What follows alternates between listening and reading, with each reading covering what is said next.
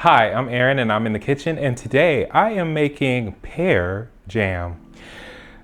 I will go ahead and spoil the surprise for you. I am making a pear cake, and this jam is going to be all over that cake. So if you're interested in this recipe and that recipe, stay tuned in. Okay, naturally we're starting off by peeling our pear. And this is pretty much the exact same as our apple butter video.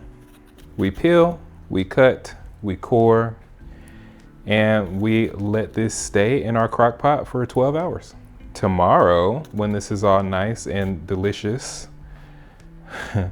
I will be incorporating this into a cake.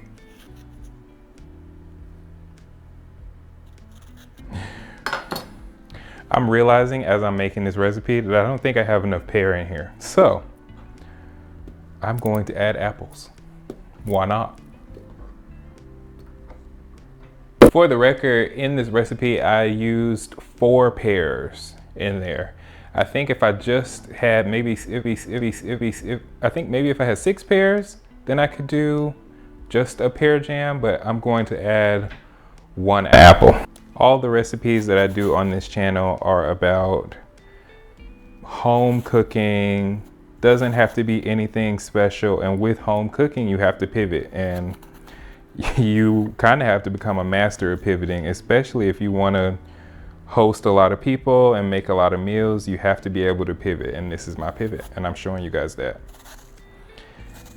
And that's not something, it's not something new to me. It's definitely something that I learned from my grandma, who taught me how to cook. Okay, now that is a consistency I feel better about. I'll feel even better if I add 1 more apple. And I'm not being particular about which apple I'm using, because use whatever apple you like for your jam. Use whatever pear you like. So now is the moment to pull out the scale. We are going in with 165 grams of brown sugar.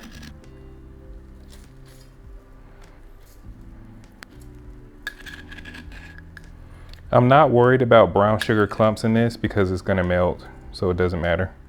100 grams of granulated sugar. A pinch of sea salt. I'm going in with half a teaspoon of allspice, 1 full teaspoon of vanilla.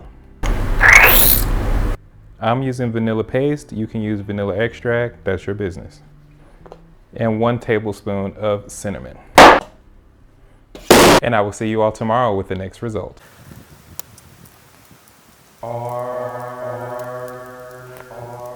So it's the next day for me, and our mixture is done. About 12 hours in the crock pot, or just overnight. You set this at night, you wake up in the morning and it's done. And you can either turn off your crock pot or let it sit and simmer on low. And the next step, we're just gonna use a potato ricer and smash these up and jar them, and you have your pear jam. Oh, yes. All of that sugar has created a beautiful syrup that is going to mix in with our fruit and not only preserve it, but give it a thick and beautiful jammy texture. And you can leave this as thick and as chunky as you want to. Also, you don't have to use a potato ricer if you don't want to. If you want to skip the whole mashing it by hand step, you can definitely put this in a blender and blend it up until it's completely smooth, if that's what you like.